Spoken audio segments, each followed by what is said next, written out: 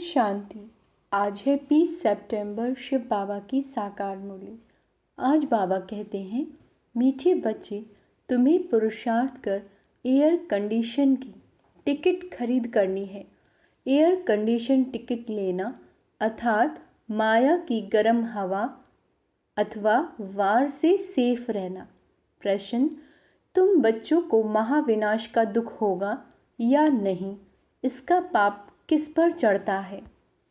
उत्तर है, तुम्हें इस महाविनाश का दुख हो नहीं सकता, क्योंकि तुम तो फरिश्ता बनते हो।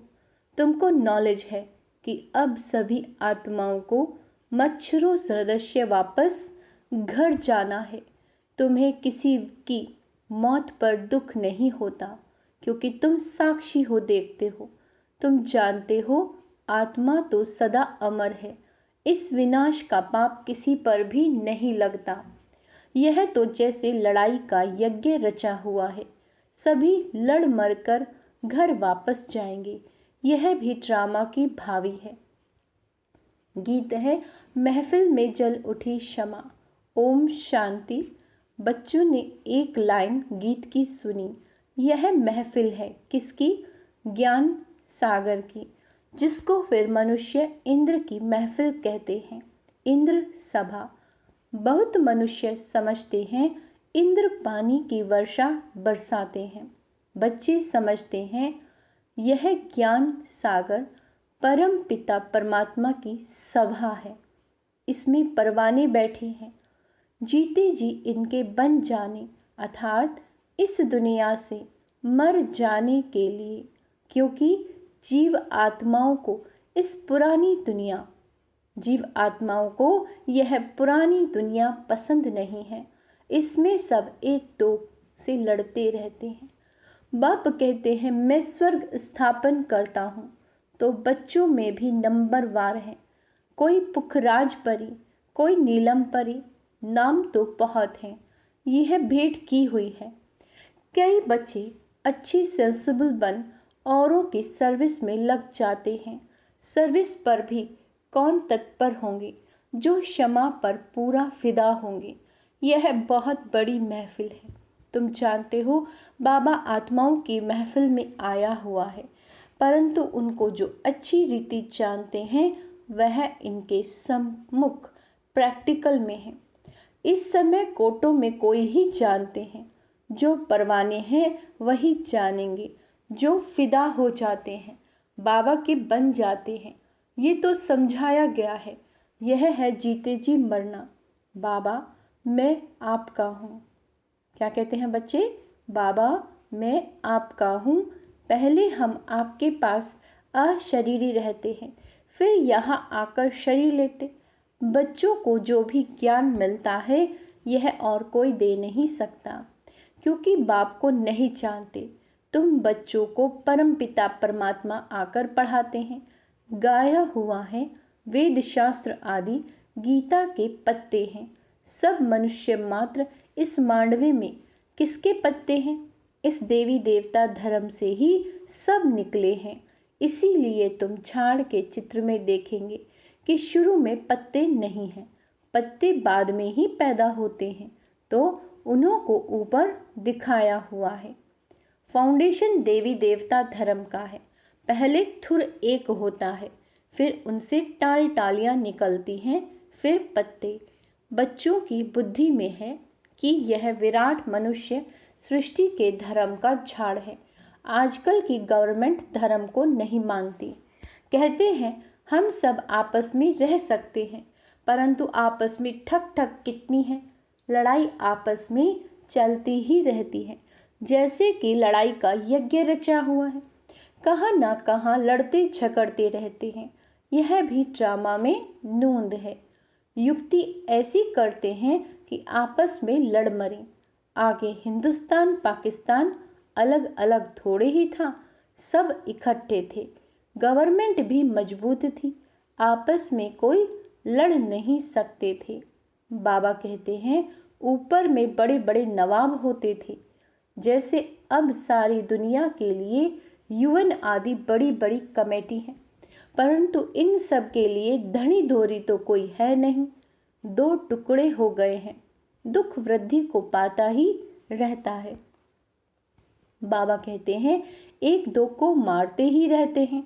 ड्रामा में देखो कैसा राज है। एक दो से लड़ेंगे तो बाप पर थोड़े ही पाप लगेगा। हम साक्षी हो देखते हैं। तुम जानते हो सब लड़कर खत्म हो जाने वाले हैं।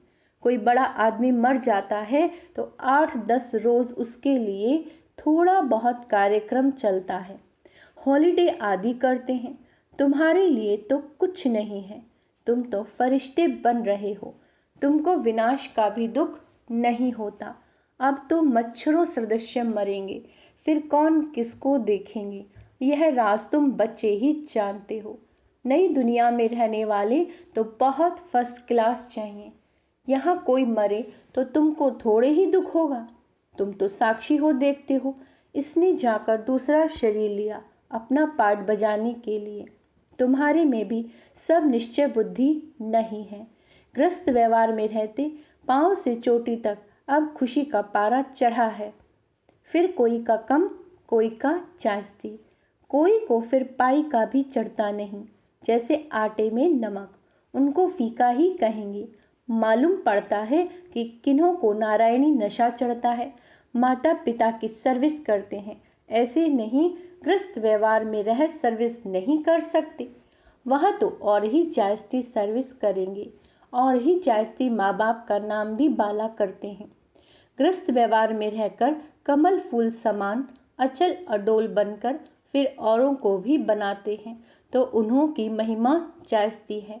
तुम तो शुरुआत में निकल पड़े। क्या कह रहे हैं बाबा? तुम तो शुरुआत में निकल पड़े। यह भी ड्रामा भट्टी बननी थी, है ना, ये भी ड्रामा है। बाबा कह रहे हैं भट्टी बननी थी, उसमें से कोई कच्ची ईंट निकली, कोई पक्की भी निकली। ICS के इम्तिहान में सब थोड़े ही पास होते हैं, क्योंकि गवर्नमेंट को बहुत पगार देना पड़ता है। यहाँ भी ऐसे हैं, बड़ी जायदाद देनी पड़ती है। मुख्य 8 पास होते हैं, फिर 108 की माला बनती है। पुरुषार्थ कर ऊंचा पद पाना है, रिजर्व कराया जाता है ना। फर्स्ट क्लास एयर कंडीशन में कभी गर्म हवा नहीं लगेगी।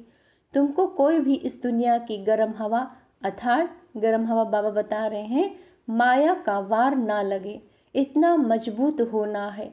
8 तो बिल्कुल फर्स्ट क्लास हैं, फिर 108 है।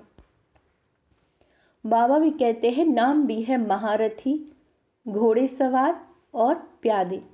हर एक समझ सकते हैं कि हम कौन से टिकट खरीद रहे हैं। हर एक को टिकट लेनी है। पुरुष को अपनी, स्त्री को अपनी टिकट लेनी है। स्त्री को चांस जायज़ती है, क्योंकि जो पुरुष करते हैं तो उसका आधा हिस्सा स्त्री को मिल जाता है। और बाबा कहते हैं स्त्री जो सौदा करती है वह कुछ भी देती है तो उसका हिस्सा पति को नहीं मिलता, क्योंकि पुरुष तो रचेता है, पैसे उसके हाथ में रहते हैं। वह जो करेगा उसका हिस्सा स्त्री को मिल जाता है। स्वर्ग में तो दोनों मालिक रहते हैं। बच्चा एक होता है, वर्षा भी वह पाता है, कन्या भी अपना हिस्सा कायदे अनुसार ले लेती है। कल्प पहले जो कायदा चला, बाबा कहते हैं वही चलेगा। वहाँ की रस्म रिवाज का ख्याल नहीं करना चाहिए। बाबा ने बहुत तो साक्षात्कार करा दिया है। कैसी राजधानी ट्रांसफ़र होती है, यहाँ ट्रांसफ़र होती है तो ब्राह्मण गुरुओं आदि को बुलाया जाता है।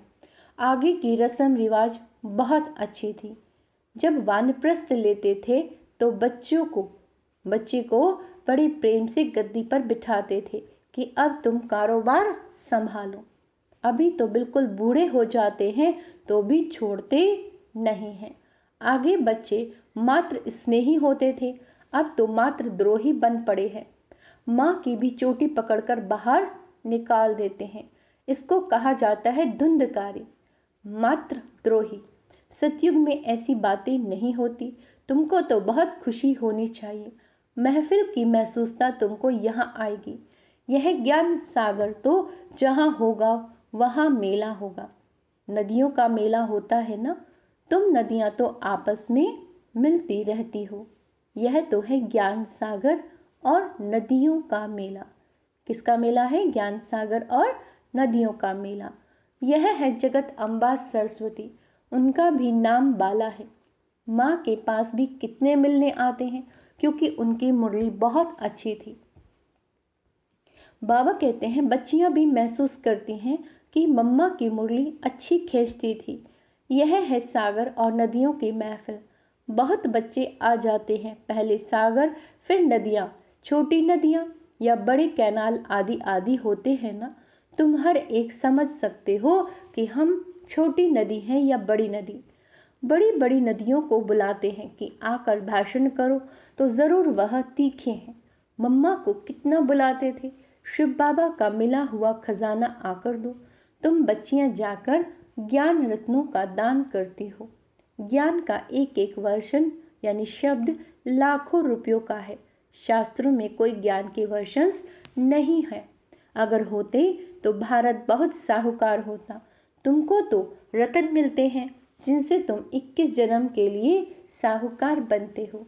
अभी संगम युग पर तुम सबसे ऊंचे हो, फिर सतयुग त्रेता में तुम्हारी डिग्री कम हो जाती है और तुम ईश्वरी दरबार में बैठे हो। तुम जानते हो बाबा 21 जन्मों का वर्षा देने वाला है, उनको ही सब याद करते हैं। दूसरी सब दुख देने वाले हैं। दुख देने वाली चीज़ों को हमेशा भूला जाता है। हे बाबा, हमारी तो आप हो, दूसरा न कोई। परंतु श्री कृष्ण का नाम सुना है तो उनको ही याद करते हैं। तुम श्री कृष्ण की राजधानी में थे। बाप इस कंसपुरी को श्री कृष्णपुरी बना देते हैं। क्या बना देते हैं? श्री कृष्णपुरी। असुरी पुरी से फिर दैवी पुरी बन जाएंगे। फिर दिखाया है कि असुरों और देवताओं की लड़ाई लगी, देवताओं की जीत हुई। देवताएं रहते हैं स्वर्ग में। वास्तव में तुम्हारी लड़ाई है 5 विकारों से। अभी रामायण की बड़ी धुनी लगेगी क्योंकि दशहरा आता है।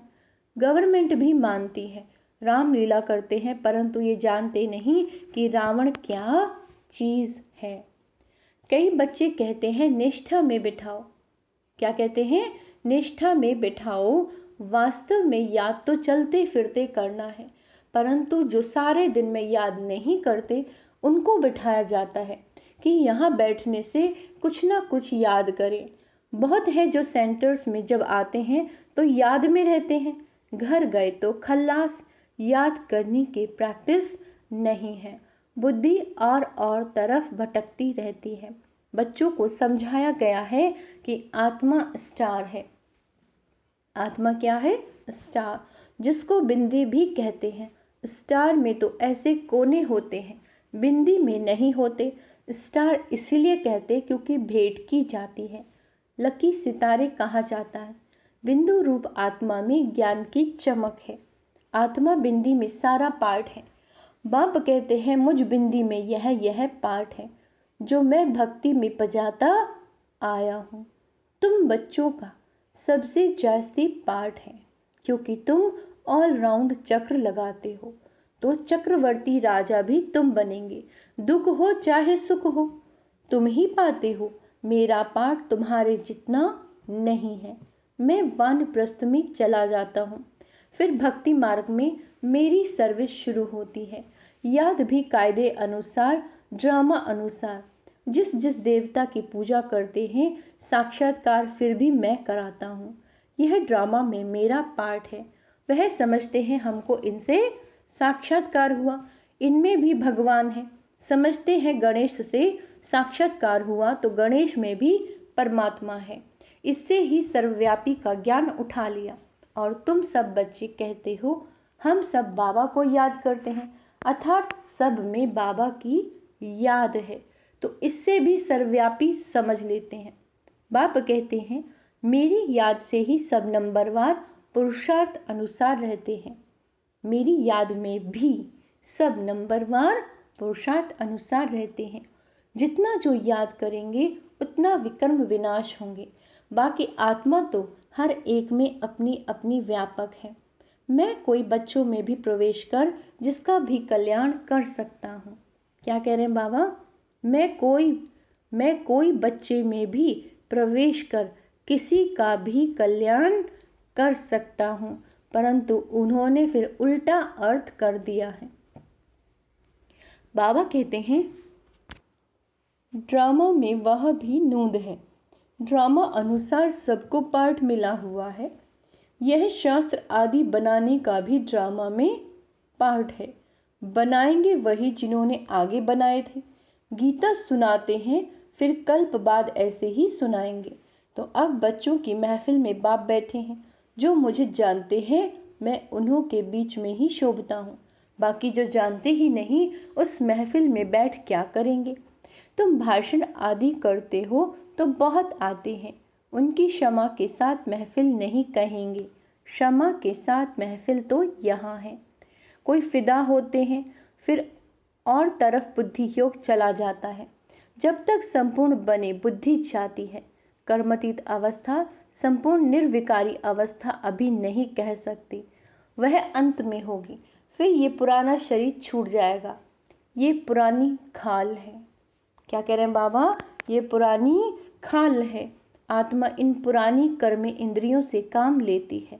अच्छा, मीठे मीठे सिक्के लदे बच्चों प्रति माता पिता बाप दादा का याद प्यार और गुड मॉर्निंग। रूहानी बाप की रूहानी बच्चों को नमस्ते। हम रूहानी बच्चों की रूहानी बाप दादा को याद प्यार गुड मॉर्निंग नमस्ते मीठे बाबा। शुक्रिया बाबा, शुक्रिया। धारणा के लिए मुख्य सार। शिव बाबा से मिला हुआ खजाना सभी को बांटना है। अविनाशी ज्ञान रत्नों का दान करके 21 जन्मों के लिए साहूकार बनना है। जो खजाना मिला है वो सभी को बांटना भी है। दूसरा है अपनी अवस्था अचल अडोल बनानी है। ग्रस्त व्यवहार में रहते भी कमल फूल समान बन बाप का नाम बाला करना है। सर्विस में तत्पर रहना है। वरदान है संगम के इस नए युग में। संगम के इस नए युग में हर सेकंड नवीनता का अनुभव करने वाले फास्ट पुरुषार्थी भाव। संगम युग पर सब कुछ नया हो जाता है, इसीलिए इसे नया युग भी कहते हैं। यहाँ उठना भी नया, बोलना भी नया, चलना भी नया। नया अर्थात अलौकिक। स्मृति में भी नवीनता आ गई। बातें भी नई, मिलना भी नया, देखना भी नया। देखेंगे तो आत्मा आत्मा को देखेंगे, शरीर को नहीं। भाई भाई की दृष्टि से संपर्क में आएंगे, दैहिक संबंध से नहीं। ऐसे हर सेकंड अपने में नवीनता का अनुभव करना है। जो एक सेकंड पहले अवस्था थी वह दूसरे सेकंड नहीं, उससे आगे हो। इसको ही फास्ट पुरुषार्थ कहा जाता है। स्लोगन, परमात्म प्यार द्वारा जीवन में सदा अतीन्द्रिय सुख और आनंद की अनुभूति करना ही सहज योग है। क्या कह रहे हैं बाबा? परमात्म प्यार द्वारा जीवन में सदा अतीन्द्रिय सुख व आनंद की अनुभूति करना ही सहज योग है। अच्छा, ओम शांति। आज का स्वमान अभ्यास करेंगे। मैं आनंद स्वरूप आत्मा हूँ। मैं तीव्र पुरुषार्थी आत्मा हूँ। मैं अचल अडोल आत्मा हूँ। ओम शांति।